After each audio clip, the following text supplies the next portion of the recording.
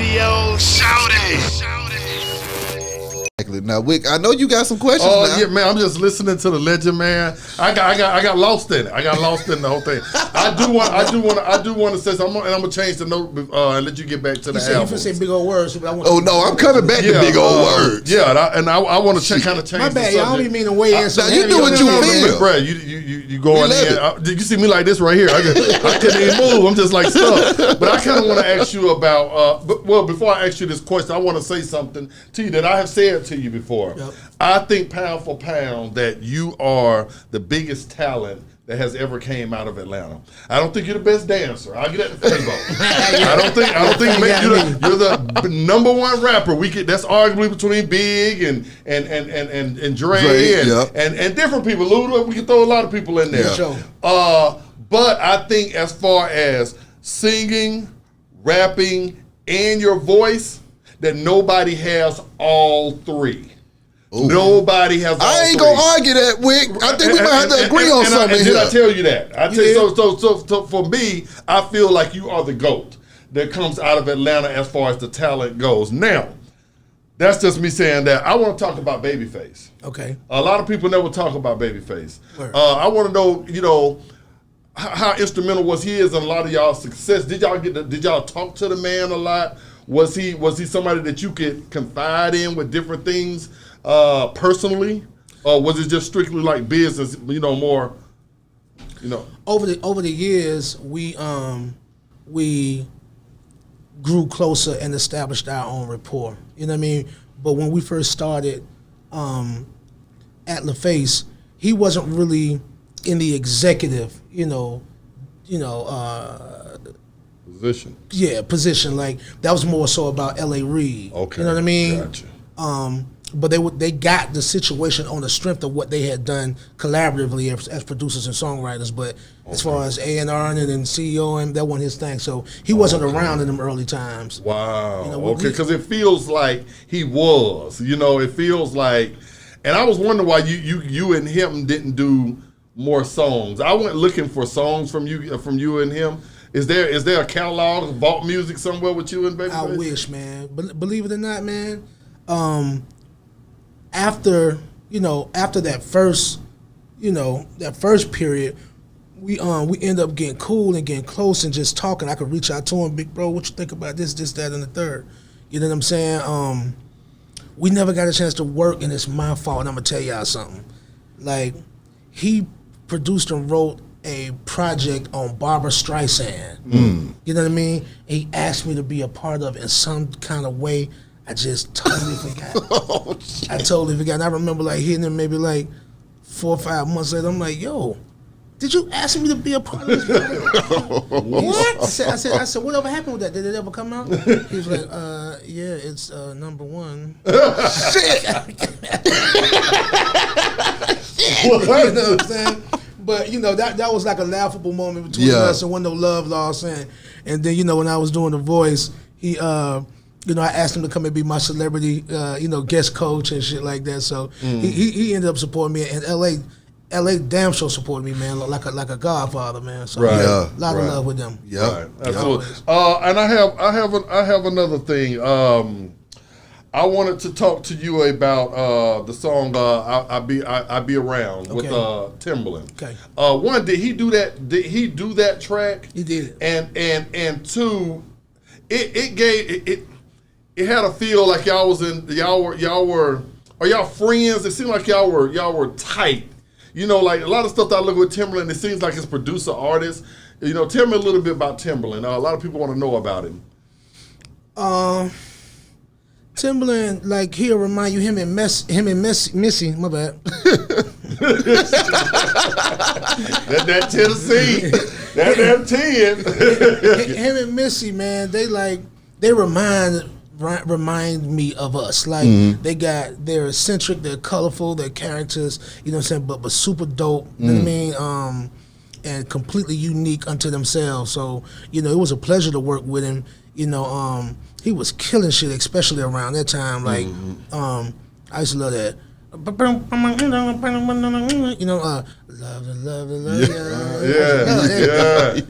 So, I mean, it's too many to name with him. Yeah. So I just knew he was just Special, or even I Can't Stand the Rain. Them sounds, I just had never heard no shit like that. So he was one of them producers that really had a signature sound and just totally controlled radio at one point. You know what I mean? Then you got people, like Lil Jon had a run like that. You know what I mean? Like Mustard had a run like that. You know what I'm saying? To just name a few. But anyway, he cool with me, and like that was my second album, Soul Machine.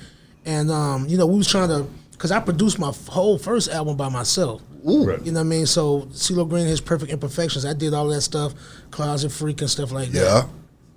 But so we definitely wanted to turn it up a notch, man, and just see what we could, what we could get, getting outside of the comfort zone, and that was one of the first ones we did. But I really didn't know how to get at the beat, so I was really just being nonchalant. You know what I'm saying? You feel me? It kind of has a Michael Jackson feel, the track itself, to me. But it's funny, man, because I'm doing a go-go album right now. Ooh. And DC really reacted and embraced that record as their own, because they took it like a go-go record. Right. So this was like '04 or something like that. So I was back and forth to DC all like every other weekend getting paper bags, man. Like, performing with all of the bands out of the city, whether it be Rare Essence, Backyard Band, Junkyard Band. Shouts out to everybody, because I just got through working with them again for this new project I'm doing. I'm calling it Ceelo. Ooh. You know what I'm saying? That's the go-go. Yeah. Because I just did this performance on Soul Train Awards a couple of months back. Yeah. I did this record called Baby Don't You Go-Go. Yeah. Produced by Ray Murray, Organized Noise. You know what I'm saying? So, come on now. We keeping it DF. Now, back to them big old words, CeeLo. Come on. That track, man, with that flute in the background, I mean, that's one of my favorite songs of all times, too. Sometimes I got to pop that in there just to get some big old words in my ear. Yeah. Talk to me about dropping that verse, and why did you have to snap so goddamn hard at that motherfucker?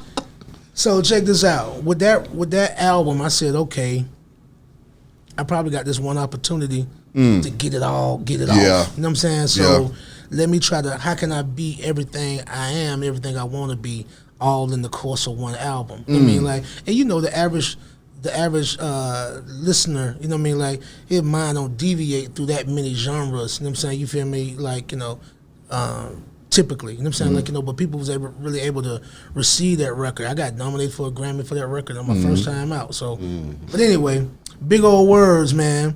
I just knew I wanted to do other shit. Like, if you notice, like, I was trying to make it like the albums of old, man, like instrumentals, spoken word. You got your rock song. You know what I mean? You used to have your rock song, your weed song, your girl song. You know what I mean? So trying to do it, off the blueprint of all of the records that meant the most to me. But big old words, I just wanted to just get one real straight ahead rap record where they were like, man, look, man, I could rap. You know what I'm saying? Like, you feel me? But Closet Freak and all this other kind of shit, I really want to do this other shit. Like, I love funk music. Yeah. And, it's just for fun and shit like that. So, that was it. How did you feel being solo and being able to explore and use all of your talent to the best of its ability?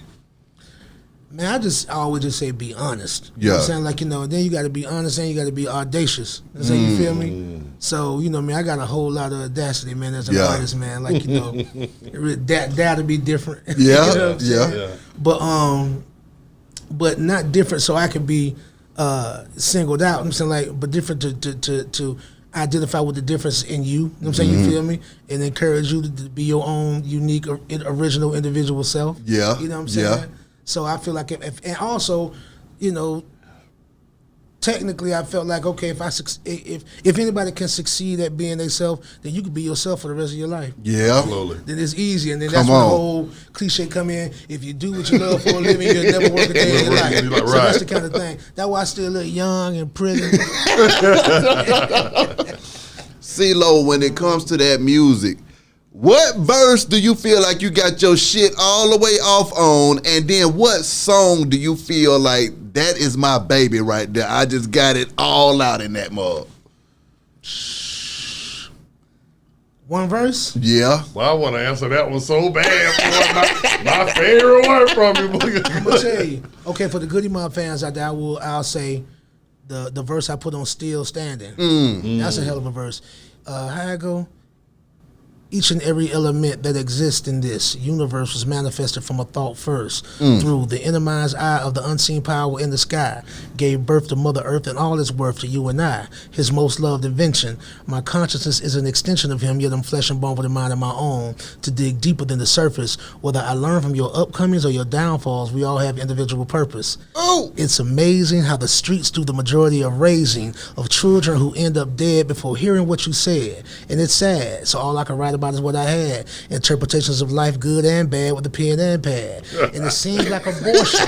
nigga snapping. Yeah. And it seems like abortion when I just write a small portion. Ooh. That's either Ooh. up or torn without letting the thought be born. Young-minded and blinded in those days. I didn't want to have a thought that I couldn't raise, nurture, and care for, be there for, help prepare for the times ahead when someone doesn't agree with what it said. And if they did, don't get all arrogant because that's my kid. Just be thankful that it's good and somebody overstood. That's why I said it go. Now you see why I say. Now you see why I say that. Now you see why I say that. Now, So that's the one from Goody Mob. uh-huh. I don't know. It's a tie between that one and I Refuse Limitation. Okay. I love that verse too. Okay. For me, I only really did one big rap record that was just all on me, and that was Big Old Words. Yeah. So I squeezed off on that. But I'm talking about with the singing. I don't care what the song was, that you just felt like this is Ceelo doing his damn thing. I got to say how I came in, and I came in with Closet Freak. That's how I feel. That Closet Freak is my favorite song. I was listening to that on the way. Oh, no. I had so much fun. I said, because, like, people think a lot of it is serious, but a lot of the times the way I get it off is if I don't take myself too serious. Yeah. And people take me as a serious person. I'm like, nah, man, I be having fun. I just be Exactly. tripping, man. If anything, I be want to make people laugh. I think them costumes gonna make people laugh and shit like that. Yeah. Like, let's laugh. Have a laugh on me. Exactly. Man. There's some real shit in the mix too. You know what I'm Absolutely. saying? But that's it. Now, Happy with Pharrell, I understand that you sang the cover for that thing, the reference track for that in the beginning, man. What the hell was going on with that? When that song blew the fuck up, and then when I found out that you had actually sung it, it pissed me the fuck out. Because I was thinking Ceelo would have just went all the way up through that with that goddamn song. All right, so look, I'm gonna tell you, I was doing Lady Killer, and I said I want to go to the Bahamas, man, and hole up in a mansion and just write. So Yeah. we went to the Bahamas, Eleuthera. That's where Lenny Kravitz stayed at. He came over there and checked us out too. So went over there. Pharrell is the homie, so he hit me like, yo, I'm hearing you, doing your project. Oh, because KP, shout out to KP, Kawan Prather too. He was What there. up, KP? And he was more or less kind of like, helping me A&R. Yeah. So, him and Pharrell is like this. So That's it's like, right. Pharrell said, I'm going to come down on my own dime. So he came down. We kicked it for a couple of days. He was working on the Despicable Me Part 2 soundtrack. So that's where those records came from. So we did 2 records. And we did a version of Happy with me. And so what happened was, I didn't really think nothing of it, honestly, because it was just the records, for a child animation movie.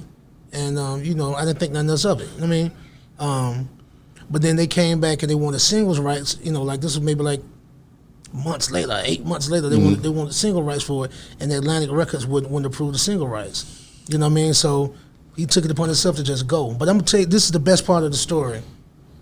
At first, I'm like, damn, P, I wish you had called me, man, nigga. Like, I would have let you know it wasn't nothing personal. You know what I'm saying? Yeah. You feel me? Like, I didn't know you was trying to get single rights. You know what I mean? But, so with that, but I feel like the magnitude of the success of that record only lends itself to the selflessness of Pharrell. You know what I mean? Because he was about to give all of that away to me. You know what I mean? And Pharrell's not necessarily an artist. I mean, like, he has put out solo projects, you know what I mean, like In My Mind, and of course, he can rhyme. He's definitely talented, but he's a producer. That's what he's known for. Right. So for that record, you know what I mean, like, that was his opus. You know what I mean? You feel me? I believe. And I'm just like, yo, man, like, that was your record, man. Like, I'm willing to wait on what belonged to me. You know what I'm saying? You feel me?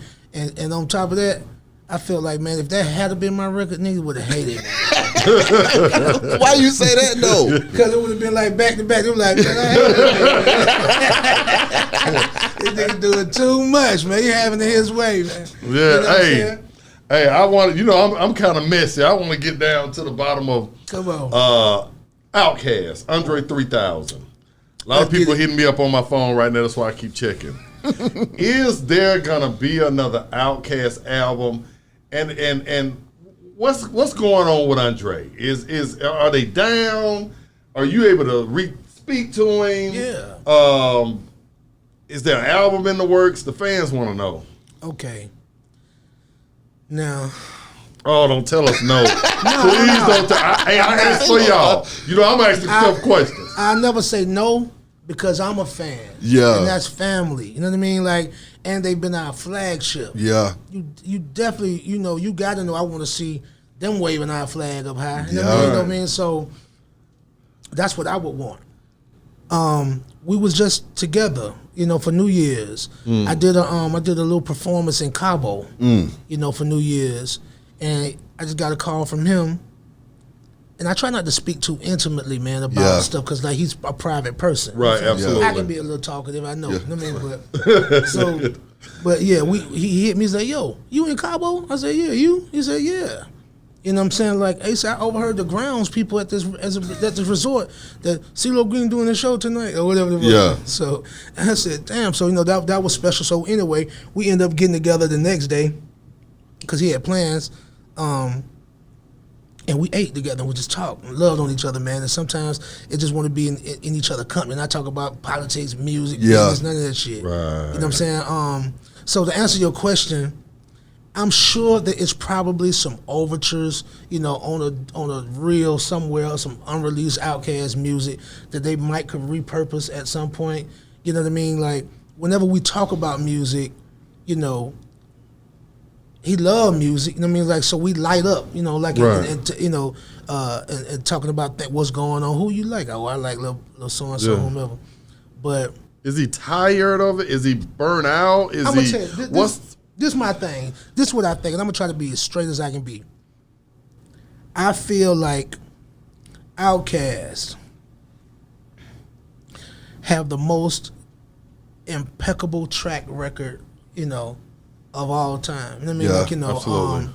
To just continuously get bigger and bigger and bigger each project, and only to cap it off with the magnum opus double album, Speaker Box Love Below, selling upwards toward 13 million physical copies. Yeah. And you got to understand that this is a monumental feat. It's never going to happen again because they don't even sell physical copies. Yeah. You know what I mean? Right. So that's never going to happen again. That ought to be a Guinness World Record. You know what I mean? Yeah. So when you've done something like that, and then I'm gonna be a little bit more technical. He wrote and produced 100% of his side of the record. I mean, like, God damn. Can you count that? You know what I'm saying? You feel me? Like, so he really, anything he want to do is at his leisure. Right. You know what I'm saying? And we got this saying amongst us that, the real American dream is being able to afford to say no. Wow. You know what I'm saying? Wow.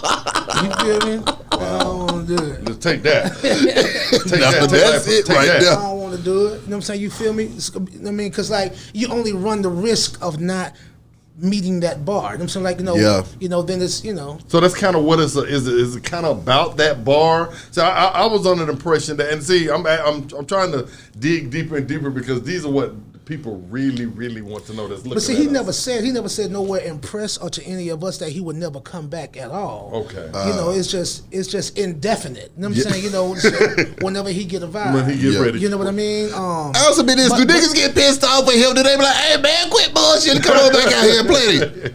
No, because I mean, like, with the family, like everybody's multifaceted. Like I be moving around. I'm a grinding motherfucker, man. Come on now. Like, that doesn't determine whether or not I'm gonna eat or something like that. You know what I'm saying? But like it would be nice, you know what I'm saying? Like, because we have had conversations about doing a one big old Dungeon family tour. album, like one more for the road. Yeah. You know what I'm saying? You feel me? Like we did tour 2018 without him, you know what I'm saying? But Exactly. we went, you know what I mean? Like Organized Noise went on the tour, Big Rule was out there, people who had never gotten on the tour bus and driven cross country. Exactly. So it was special, you know what I'm saying? Like, it would have been, of course we would have loved to have him there. The people would love it. You know what I'm saying? But we ain't mad at him. Right. You know what I'm Facts. saying? At all. I mean, Ceelo, do you feel like that? and Big Boy is utterly successful. Come on now. Just about to ask you about Booming Big Boy. verse. I say that every damn time. I love that fucking album. Yeah, we argue about Big Boy all the time. I actually was about to ask you a question about Big Boy, and it pertained to I feel like that he kind of gets lost in the sauce when it comes to Andre 3000. And they better put some respect on Big name, Come man. on. And that's what we do here. Exactly. But let me ask you this. Today's Big birthday too, man. Happy birthday, Happy birthday, Big. happy birthday, Big. Happy birthday. What's up? Do you feel like there's any other camp out there that could beat Organized Noise, Dungeon Family, Outkast, Goody Mob in a versus? Man, we've been talking about that too. Come on now. Me and B.I. said no. We said that's not that, but some of the fans came on and they threw a few names out. The only other real large collective I can even reference is Wu-Tang. You know what I I'm like saying? that though. I like that. But they are solely, you know what I mean, like East Coast boom bap hip hop. You know what I'm saying? You Correct. feel me? Like, so it almost wouldn't be fair. It's almost like two different kind of like, Yeah. Yeah. I mean, not weight classes, but two different kind of like districts or Yeah. divisions or something like that. You know what I Yeah. mean? It would almost have to be a hybrid, like Conor fighting Yeah. McGregor. You know what I'm saying? I mean, Conor McGregor fighting Mayweather. Some shit yeah. that don't make no sense, but just like, I don't know. I don't know who would be entertained by that. You know what I'm saying? Because it almost don't make no sense. But anyway, and that's how I beloved. We love them, so we'll never be no competition with them. Correct. You know what I'm saying? But Gip made a good point. He said Gip said the Fugees on the drink jumps, like, you know, and he's referencing that because they got a singer in the group. Yeah. He was just talking about mainly about Goody Mob. So like, Yeah. you know, Right. me being likened to Lauryn Hill, that's the part I would play in Goody Mob. I mean, so Right. that was a good point too. Right. But I don't really know. But to be totally honest, man, since we in Atlanta, I'm gonna rep it. There's no. You're supposed to say hell no. Hell no, 'cause, like, there's no greater critical or commercially successful large collective than the Dungeon Family. Absolutely. We've literally done it all and Absolutely. succeeded at it all. That's what I wanted to hear right now. That's it. When We can't you- be beat. When you just said Lauryn Hill, you got to work with her in Santana, man. What was that experience like? It was dope. Okay, so check this out. We go back because one of our first tours, like the first all live band hip hop tour, was the Fugees, the Roots, and Goody Mob. Ooh. Shout out to Lil Jon and the Chronicle. Yeah. You feel me? Shout out to Roots and all of them good people over there. So that's when I first met Lauren, and Lauren and Dre are Geminis. So Lauren and Dre's birthday is the 27th of May, and I'm on the 30th. Yeah. So I always saw her like a sister. Yeah. You know what I'm saying? So years later, that's when we first became friends. I had been a fan. Yeah. But so she reached out to me to come be a part of the project. And at the time, I knew Carlos Santana. I mean, but like they wasn't selling no gazillion records in the '60s when he was out and shit. So I wasn't looking at it to be supernatural. Exactly. Being. So I feel like I'm doing a favor for her. Like, Yeah. I'm like, damn, this is her recognizing me as a singer. Yeah. You know what I mean? So I was honored in that. I just wanted to come in and do a good job for her. For what it was worth. And lo and behold, this record ends up doing 17, almost maybe 20 million records now. Wow. I'm going out to the mailbox. Talk to me about the money, Ceelo. How did that affect your mind coming from the SWATs and then you started to see the money? How did that change you? Or were you able to still maintain the same humility? Or does money change a man regardless? How did you deal with that? I remember Deion Sanders say, Must be the money. Hey man, money gonna change me, gonna change my address, gonna change my dress, whatever you say, but like no. No, man, I wasn't really tripping. To be totally honest, man, I look at it in this order, man. Quality, money. Yeah. Be concerned about quality, you'll get money. You'll get the money. Exactly. You know what I'm saying? Exactly. That was really it. You know what I'm saying? You feel me? So by that time, by the time you've worked, you gonna feel like you earn and you deserve. Some good to come from it. So like, I'm consistent. You know what I'm saying? And I don't really trip off money, man. Like I really don't. You know what I mean? But when you come off of, at least I know that's what my friends are here for in a verse, and then you looking up and you ain't in that same spot no more, Ceelo. How does that change? Because see, my whole thing is too, I think a lot of times when it comes to just young black man and success in general, you go from not having nothing to a whole bunch of something, and you don't know how to handle it because you ain't never seen this shit before. For sure. Man, I always say, man, I was rich before taxes. You know what I'm saying? Like now I'm just fortunate. You feel me? Yeah. You know, so shit, man, you know. The bigger the check, man, the bigger the bill. I mean, like, you just got to grind for it every day, man, because, like, you know, got to make every day pay, man, or it's a bill. Exactly. You can't do nothing for free. I mean, you literally can't do nothing for free. You Yeah. can't go to sleep for free. You can't even die for free. Yeah, You feel me? I know that's right. Everything got a charge on it. Come man. on now. So, and then, like, you just got to enjoy the work. You got to enjoy the game. You know what I mean? I like to play the game. I'm good at it. You know what I'm saying? You feel me?